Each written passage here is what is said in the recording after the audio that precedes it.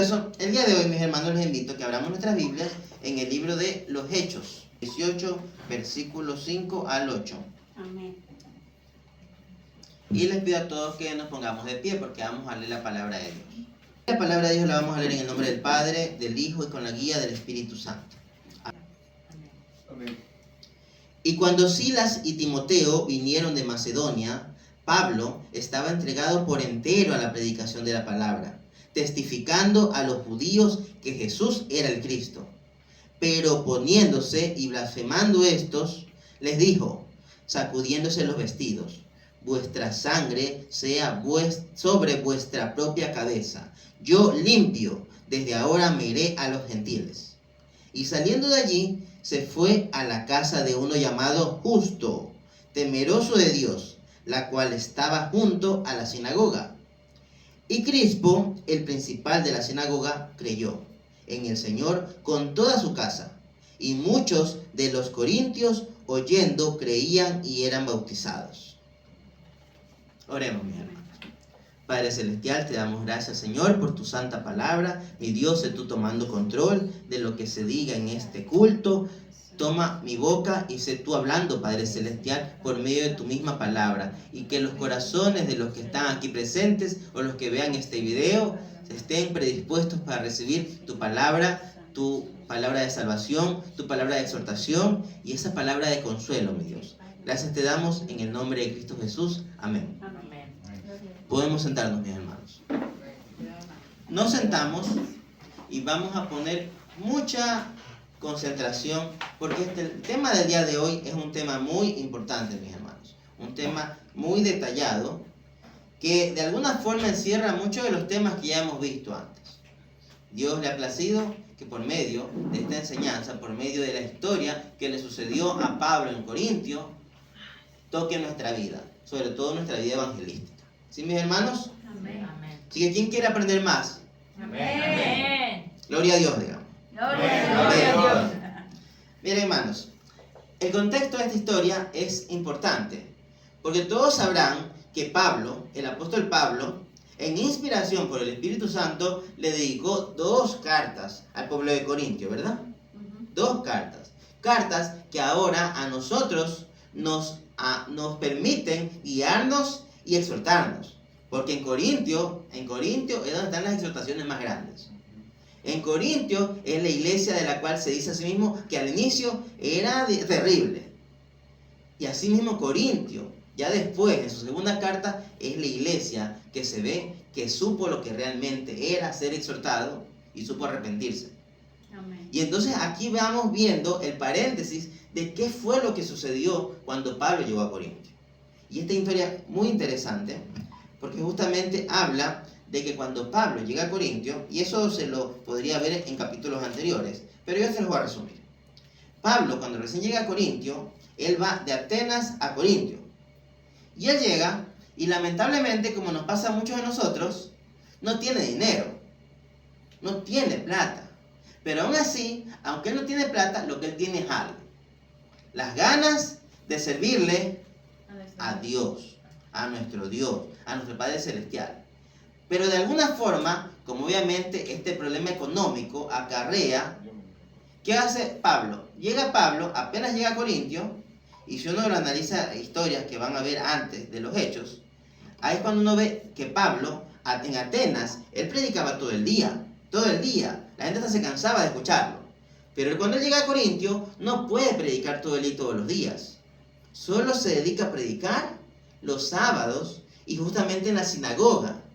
Y se dedica a predicar ahí, ¿por qué? Porque él quiere predicarle a los judíos. De forma que la historia de él cambia. ¿Cambia cuándo? Cuando viene Silas y Timoteo. Vienen de Macedonia. ¿Y qué vienen ellos a hacer? Le vienen a traer fondos. Ellos le vienen a traer dinero para ayudarlo en su misión.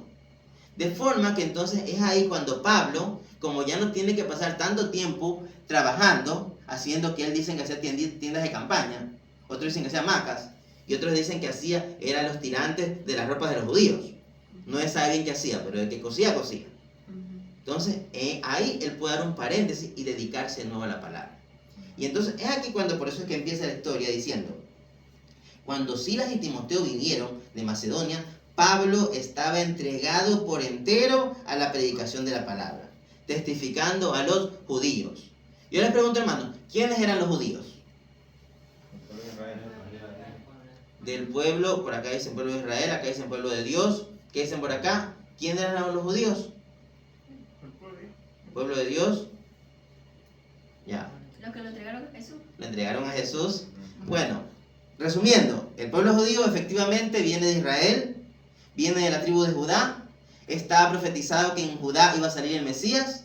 Era el pueblo de Jesús directamente, y fue el pueblo que efectivamente ellos entregaron a Cristo a los romanos para que sea crucificado. Entonces, ese es el pueblo judío. Así que, si había alguien en la historia desde la antigüedad esperando un Mesías, ¿quiénes eran? Los judíos. Los judíos. ¿Los gentiles esperaban Mesías? No. No. E incluso algunos rezagados de Israel, que no eran judíos, no esperaban Mesías. Los judíos esperaban Mesías. De forma que lo que hace Pablo, y es muy entendible, si él es llamado a ser apóstol y tiene que predicar la palabra, ¿a quién tiene que predicarle? A los judíos. Y por eso él gasta, por no decir malgasta, porque nunca malgastamos en el Evangelio, él gasta de su tiempo y ahora de sus fondos para predicarle a estos judíos. Pero ¿qué sucede al final? ¿Qué hacen los judíos? Dice, versículo 6, pero poniéndose y blasfemando estos, les dijo, sacudiéndose los vestidos, vuestra sangre sea sobre vuestra propia cabeza. ¿Por qué actúa de esa forma Pablo? Porque el que está hablando aquí es un hombre alterado, enojado y posiblemente uno diga hasta grosero. O sea, Pablo ya predicó a los judíos todos los sábados, ahora está todos los días. Y aún así los judíos, en vez de aceptar que Jesús es el Mesías, porque Pablo, como un conocedor de la ley, Pablo se lo dice con pelos y señales, con estas palabras, le demuestra, pero ellos no. Pablo siendo judío también. Y esa era otra, o sea, no vino otro a hablarle la palabra, sino un judío, un experto en la ley. Así que yo sé que Pablo pudo demostrarlo, pero aún así los judíos se opusieron y aparte blasfemaron, de forma que al final lo llevaron a ira a Pablo. Y ahí es cuando Pablo dice, hasta aquí nomás, yo ya no les voy a predicar a ustedes, y que su sangre, la sangre de ustedes, caiga sobre su propia cabeza. ¿Qué les está queriendo decir aquí Pablo? Si ustedes mueren, ya no es mi culpa. Es culpa suya. Ustedes serán los culpables de su misma muerte. Y ahí es donde viene un mensaje importante para el día de hoy, mis hermanos. Para todos. Cuando nosotros predicamos, no estamos dando un consejo para mejorar la vida. No estamos dando la solución al problema de que ayer me separé de mi esposa, me separé de mi esposo. No estamos dando la solución a me quedé sin trabajo. No es la solución a que mi vida antes era fea, me la pasaba deprimido. No, mis hermanos. Cuando nosotros predicamos el Evangelio, ¿qué estamos dando? Poder de Dios. Poder de Dios para salvación. Para salvación. Porque si esa persona no conoce a Cristo, no es que no lo van a dejar, no lo van a abandonar, le van a robar la plata, no. Esa persona se va a morir, pero la muerte eterna. O sea, va a ir al infierno. Eso es lo que hacemos, hermanos, cuando nosotros vamos a predicar la palabra de Dios. Yo les digo, porque deben estar conscientes. A veces quizás vamos y decimos, y vemos a alguien caído, y le decimos, acepta a Cristo y vas a mejorar. Y está bien al inicio, pero deben estar conscientes ustedes de que lo que están predicándole no es solamente para que se levante en ese momento del pavimento, es para que sea salvo.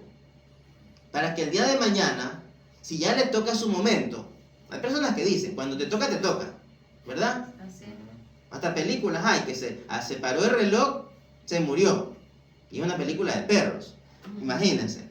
Entonces, lo importante es que cuando me toque, si yo ya acepté a Cristo Jesús, escuché el Evangelio, por gracia, el Espíritu Santo tocó mi corazón y yo acepté y reconocí mis pecados, en ese momento yo sé que si el día de hoy me pasa algo, ¿a dónde yo me voy a ir?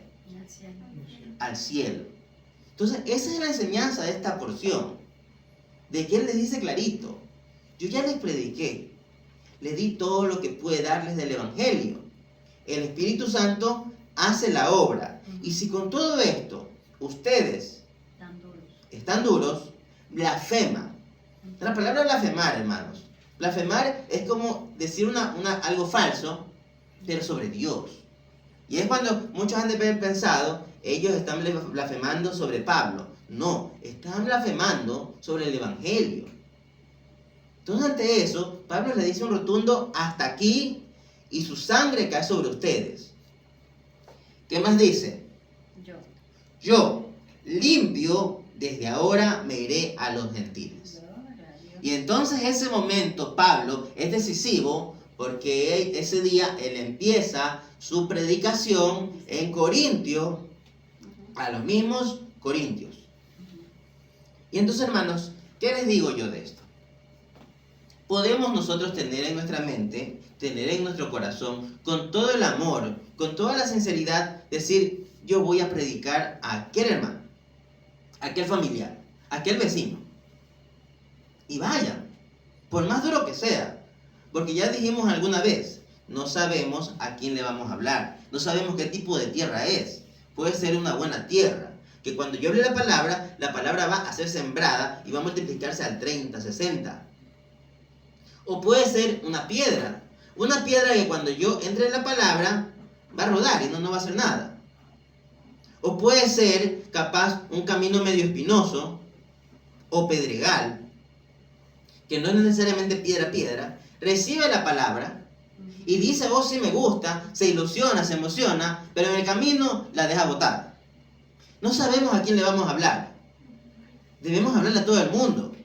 Como dijimos también otro día, debemos predicar en Judea, en Samaria, en Jerusalén, hablando en nuestro idioma, una manera más simple, más directa. Debemos predicar en nuestro hogar, debemos predicar en nuestro barrio, debemos predicar en la misma iglesia. A los mismos que ya conocen a Cristo, debemos predicarle a Cristo.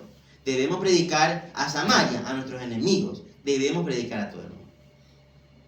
Pero eso sí, mis hermanos, pese a eso, si de pronto ellos ya empiezan más que negarse, incluso blasfemar, ¿qué nos enseña esto? Que debemos decir: hasta aquí. Hasta aquí. Pero ustedes saben que ustedes ya dieron el Evangelio. Ya lo dieron. Es diferente, hermanos, que yo diga: no, me cae mal, no voy a escucharme y nunca voy a hablarles. No, hay que ir. Y una vez que uno les dice, les predica, ya es decisión de ellos. Nosotros también vimos en alguna clase, hoy parece lección, ¿no? En Ezequiel decía la palabra que el atalaya, ¿quién sabe qué es un atalaya? Es como una torre que es señal para otros. Efectivamente, el guardia. El atalaya es el guardia, que debe estar atento, que si viene un ataque, debe avisarles. Vienen a atacar. Ese es el trabajo del atalaya. Ni siquiera es pelear. Otros pelean. Él tiene que avisar nada más, ¿verdad? De manera que si el atalaya ve el peligro, lo ve, pero no avisa, cuando muera todo ese pueblo, ¿sobre quién va a caer su sangre? Sobre la atalaya. Sobre la atalaya, ni siquiera sobre el enemigo, sobre la atalaya. Entonces aquí es la misma historia, hermanos. Si nosotros sabemos que es el que vamos a predicar tiene asegurado un puestito en el infierno y no le predicamos, la sangre de él va a caer sobre mí. Por eso yo debo predicarle. Por eso Pablo aquí dice clarito. Más lo capaz que ustedes no lo sabían, y si lo sabían, aquí saben que Pablo ya lo había enseñado. Pablo, cada vez que iba a predicar a un lugar, parece que él vivía con eso dentro. Si yo no predico en Corintio, su sangre va a caer sobre mí. Si yo no le predico a los judíos, su sangre va a caer sobre mí. Por eso es que clarito le dice a los judíos: yo limpio me voy de aquí a los gentiles, y la sangre de ustedes va a caer sobre su propia cabeza. Entonces, la enseñanza es, mis hermanos, hablemos el Evangelio a todos. Pero si ya dicen que no, si empiezan a blasfemar, si empiezan a burlarse, nosotros estamos libres y limpios, como dice Pablo. Limpio de hacerme un costado e irme. Y aquí viene el otro importante, hermanos, que yo quiero que el día de hoy lo aprendan, lo atesoren en su corazón. Dice, versículo 7. ¿Pueden leerlo, hermanos? Leamos todos el versículo 7, hermanos. Pueden leerlo en voz alta, no se preocupen por el video. Y saliendo de allí se fue a la casa de uno llamado Justo, temeroso de Dios, la cual estaba junto a la sinagoga. Amén. Entonces, estaba aquí Pablo. Y hagamos de cuenta, hermanos, que yo estoy aquí hablándole a los judíos. Y ya no me quisieron escuchar más o empezaron a burlarse. Yo dije, me voy a los gentiles. ¿Y me voy a dónde? ¿A la casa de quién? De Justo. De este señor llamado Justo. Creo que su nombre primero era Ticio Justo. Creo, no estoy muy seguro. Entonces yo me voy donde Ticio. Y estando aquí, yo predico ¿a quién? A Ticio, el justo, el que vivía al ladito ¿de quién? De la sinagoga. Del templo. Y yo estando predicándole a él, ¿quién se convierte? No dice aquí que el justo no se haya convertido, no lo dice. Pero lo importante es que ¿quién se convirtió? Crispo. Digamos que aquí está Crispo, él es Crispo. Él no es que yo lo dije, ven Crispo para predicarte, te predícale y predícale. Y como estaba cerquita, me imagino que él lo predicaba afuera, en la calle, no sé. El que aceptó a Cristo, ¿quién fue? Crispo. ¿Y quién era Crispo? Versículo 8. Leamos, mis hermanos, versículo 8. Y Crispo, el principal de la sinagoga, creyó en el Señor con toda su casa. Y muchos de los corintios, oyendo, creían y eran bautizados. Amén. Gloria a Dios. O sea, él quería predicarle a los judíos. Pero él fue donde fue el justo, y quien aceptó a Cristo fue Crispo, el principal de la sinagoga. Y si hablamos de sinagoga, les pregunto de nuevo, a preguntar a algunos, ¿quiénes se congregaban en la sinagoga? Aquí le pregunto a Luis, ¿quiénes se congregaban en las sinagogas? Los judíos, ¿verdad? Ajá. Los judíos. Entonces, no sé si me están entendiendo. Pero él dedicó tiempo predicándole a judíos. Pero al final, los que no se convertían eran judíos y seguramente eran fariseos. O sea, de esos perfeccionistas en la ley. Pero al final, se convirtieron los judíos, los que tenían que convertirse. Y fue un Crispo, el principal. Y al ser el principal de la sinagoga, ¿ustedes creen que eso no debe haber afectado a toda la sinagoga? Claro. Y además, abre una puerta tan grande esto, mis hermanos, que este hombre se ha tocado por el Espíritu Santo. Porque aquí dice algo que está como oculto, pero alguien que sepa lo que es contexto, entendería. Dice, muchos de los corintios oyendo creían y eran bautizados. Y yo les digo que es algo tan estratégico esto por parte del Espíritu Santo, porque normalmente en las sinagogas de los judíos no entran gentiles. Pero aquí dice una palabra que es como un misterio. Dice aquí, creyó en el Señor con toda su casa, o sea, Crispo. Y muchos de los corintios, oyendo, creían y eran bautizados. O sea, el hecho de que Crispo en la sinagoga se convierta, permitió una de dos. O que los corintios pudieran entrar a la sinagoga y escucharan la predicación de Pablo, o desde afuera igual escuchaban. Amén. Y los corintios fueron asimismo, aceptaron a Cristo, se bautizaron, como dice, y alguien por acá decía que fue bautizado en el Espíritu. Efectivamente, porque sabemos que la iglesia de Corintios es la iglesia que más dones tenía, hermanos. Entonces, sí ven lo que significa que uno en un momento dado diga, hasta aquí, voy a seguir predicando ahora acá. No es un fracaso. Eso es lo que quiero que tengan presentes. No es un fracaso. Porque también muchos podríamos, si es que en algún momento no nos ha pasado, digamos, estamos predica, no aceptan, no quieren escuchar, se burlan, y de pronto que nos sintamos fracasados, nos pongamos tristes, nos deprimamos, y vayamos, y más o menos como esas novelas que antes daban, que uno encontraba a alguien, no sé, haciendo cualquier cosa, así. Y uno decía, ¿y dónde está el que era médico? Y era él. Le pasó un problema y decidió abandonarlo todo y ahora quién sabe qué, así. Entonces lo mismo con un predicador, que predique y predique, y como vio que nadie se convirtió, su fracaso, lo abandonó todo, se apartó de Cristo, lo dejó botado. ¿Debemos hacer eso, hermanos? No, porque no hay fracaso en el Evangelio. Nunca hay fracaso. Porque incluso, y esto pónganme atención, hermanos, incluso los judíos, los gentiles, los de hoy día que no quieran aceptar a Cristo, no es un fracaso. Para nosotros no es un fracaso. Amén. Para Cristo no es un fracaso. Amén. Para Dios mucho menos. Para nadie es un fracaso. Simplemente son personas que el día cuando toque y cuando estén frente al Padre, ante el trono, y abran los libros, y se preguntará, ¿está el nombre de fulanito en el libro de la vida? Y habrá alguien que diga, no está. Y él se diga, ¿pero cuándo? ¿Por qué? ¿Por qué si yo hice esto, hice el otro? Entonces el Señor dirá, pues yo mandé al hermano Brian, yo mandé al hermano Luis un día y te predicó a ti, iba con un tratado, te dijo, Cristo murió por ti. Y tú dijiste, eso no es para mí. Te burlaste. Y por eso no está tu nombre en el libro de la vida. Entonces yo no sé si ustedes entienden la importancia de que nuestra acción esté en un registro del libro celestial. Entonces que nosotros prediquemos a alguien y no acepte a Cristo no es un fracaso. Hasta cierto punto, imagínense ver mi nombre. No, él fue allá.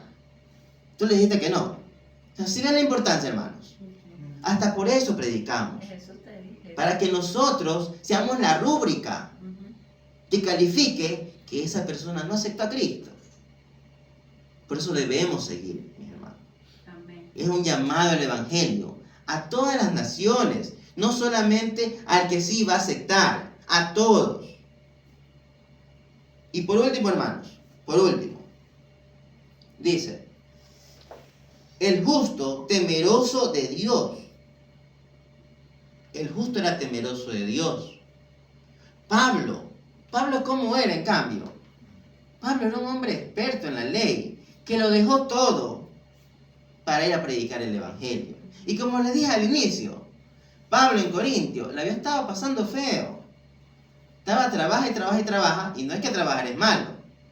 Pero yo me imagino, y es lógico, no es lo mismo que tú tengas tu trabajo en tu propia patria, y ahora vas allá y te toca hacer lo que sabes hacer, lo que viene.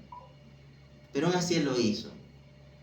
Y como recompensa, Dios a uno no lo abandona. Ese es el otro punto que no podemos dejar de lado. La otra enseñanza que hay en esta porción de la palabra es que cuando nosotros sacrificamos aspectos de nuestras vidas, ¿por qué sacrificar? Es de gozo, es bonito, pero es sacrificar. Y él sacrificó bastante y le tocó ponerse a trabajar con sus manos en un lugar que nadie lo conocía. Y gracias a Dios, Dios no lo dejó solo. Dios no nos va a dejar solos, mis hermanos.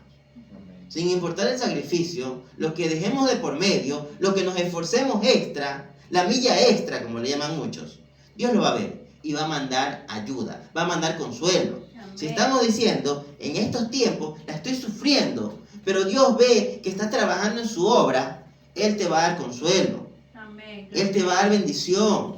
Él te va a respaldar en lo que estés pasando, en tu problema. No porque para eso vino, porque para eso Él no vino. Él vino a salvarte. Pero aún así Él no va a dejarte solo. Y por eso primero manda a dos.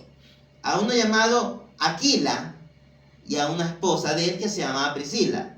Y fueron los que lo ayudaron. Y de hecho no sé si ya sabía Pablo o si con ellos aprendió, pero dicen que los tres juntos trabajaban haciendo tiendas. Luego Dios manda a Silas y Timoteo con dinerito. Y si ven, no quedó nunca solo Pablo. Y fue fortalecida la obra de Dios. Así que mis hermanos, incluso esto se puede hablar hasta para enseñanza del diezmo y ofrenda. Porque sabemos que eso que traían Silas y Pablo eran por otras iglesias que estaban dando de lo suyo. Y mis hermanos, lo importante es, Cuando piensen, ¿qué se va a hacer con el diezmo? ¿Qué va a terminar mi esfuerzo? ¿Qué me va a recompensar? No pensemos. Dios hará sus caminos perfectos para el justo, para el que decidió trabajar en su obra. Así que mis hermanos, vamos a orar.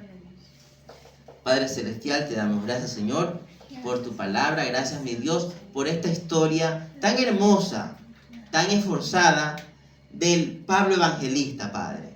Gracias, mi Dios, porque es un gran ejemplo para que sepamos que no debemos rendirnos. Debemos decir hasta aquí, pero para continuar en tu obra, no podemos enfocarnos solo en un punto.